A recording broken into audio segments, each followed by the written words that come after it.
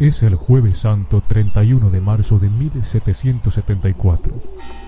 Don Filiberto Thévenet, comerciante de seda, y doña María Antonieta Guyot de Favier conducen entre sus brazos, con un día de nacida, a una futura santa de la iglesia, a la pequeña Claudina. ¿Qué iban a pensar aquellos piadosos esposos que Dios habría de materializar una vez más su amor y bondad en esa frágil pero constante y fiel criatura? ¿Qué iban a pensar los habitantes de la ciudad de Lyon, que aquellos, los primeros años del reinado de Luis XVI, serían acaso los últimos años de paz que conocerían en sus vidas? Gladys, como la llamaban cariñosamente, fue la segunda de entre 7 hermanos.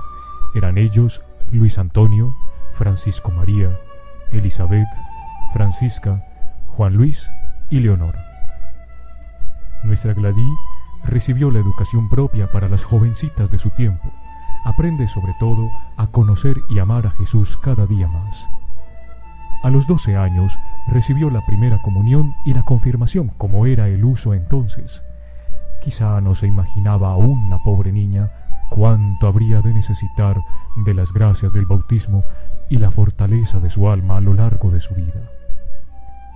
Unos años después, cuando tuvo 15, vio turbada la felicidad de su hogar por la revolución que sacudió a toda Francia. Desfiles injuriosos contra la religión, manifestaciones turbulentas y casi feroces. Y llega 1793. 2 hermanos de Claudina, Luis Antonio y Francisco María, se alistan desde el principio para defender su ciudad Lyon. Se combate con valentía. 2 meses de sitio en los que barrios enteros arden en llamas. Gladys, sola junto a su madre, sufre y ora. Filiberto, su padre, logró poner a salvo a sus hermanos pequeños fuera de la ciudad. Pero los lioneses no pueden impedir la invasión de la ciudad y se baten en retirada. Las pérdidas son grandes. Ha cesado la lucha. En el muelle de Retz se amontonan los cadáveres. Allí se dirige Claudina, llena de angustia, en busca de sus hermanos, pero no los encuentra. Ellos pudieron escapar, pero un traidor los denunció y fueron apresados. Gladys, valiéndose de distintos disfraces, logra verlos a menudo. Su presencia es para los muchachos el amor que se hace don y les infunde ánimo y consuelo. Los 2 jóvenes han sido condenados a muerte. Aprovechan las pocas horas que les quedan para escribir a sus padres una carta de despedida y preparan su alma para el encuentro con Dios. Uno de los días, Claudina se encuentra con un grupo numeroso que se dirige al lugar de la ejecución. Pronto reconoce a sus hermanos de entre los condenados. Se acerca a ellos acompañada de un criado. «Bájate y toma un papel de mi zapato», le dice Luis Antonio, y dirigiéndose a Claudina le dijo: «Ánimo, Gladys, perdona como nosotros hemos perdonado».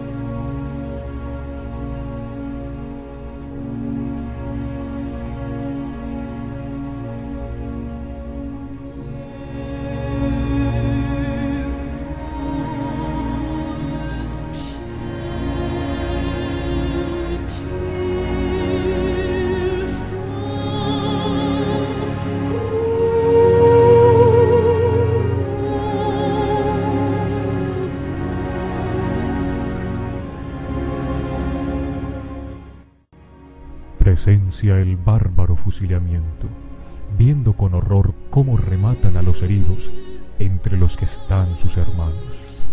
Sí, ella perdonaría como le han pedido y ayudará a los suyos a superar su dolor. La revolución lo ha barrido todo. En Francia solo quedan ruinas y sobre todo miseria, mucha miseria. Los jóvenes, sin nadie que los instruyera y educara, han perdido el sentido de Dios y del pecado. Claudina se dedica por entero a reparar tanto mal. Hacer el bien llega a ser para ella una verdadera necesidad. Consecuente con el deseo de perdón de sus hermanos, orienta su vida a una realización eficaz. Acoge a las 2 huerfanitas que una tarde de invierno le confía el padre Andrés Coindré. Estas pequeñas serán el principio de la pensión para jóvenes abandonados que llamaban Providencia y que llevó el nombre de Providencia de San Bruno. El 31 de julio de 1818, guiada por el padre Coindré, Claudina da el paso decisivo. De presidenta de la Asociación del Sagrado Corazón, grupo de apostolado con que inició su obra, pasa a ser la fundadora de una congregación religiosa. Surge aquí el primer fermento de lo que más adelante será la Comunidad de Jesús María. Para octubre de ese mismo año, están establecidas en una casa pequeña, oculta, cuna de pobres. No faltan las risas burlonas, los chismes y habladurías de los vecinos, pero el entusiasmo y el valor de las que se han unido a Claudina en Pierres Plantés, la calle donde quedaba su casa, todo lo consiguen, incluso comprar una finca en Fourbière, junto al santuario de María, para albergar a religiosas y huérfanos que han aumentado tanto en número, de modo que la casita queda insuficiente.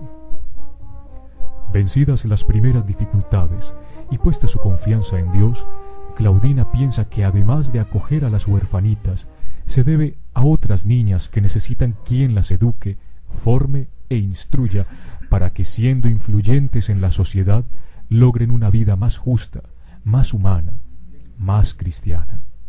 El plan va madurando. En 1821 abre una pensión. El padre Coindré, al visitar Fourbière, muestra su satisfacción. La fundadora ha sabido unir la vida de oración y de trabajo intenso. Religiosas y alumnas forman la gran familia de Jesús María. El 6 de enero de 1823 llegan a Monistrol las hijas de la Madre María de San Ignacio, nombre que escogió para sí en la religión claudina. Allí fundan un colegio como el de Fourbière. Poco antes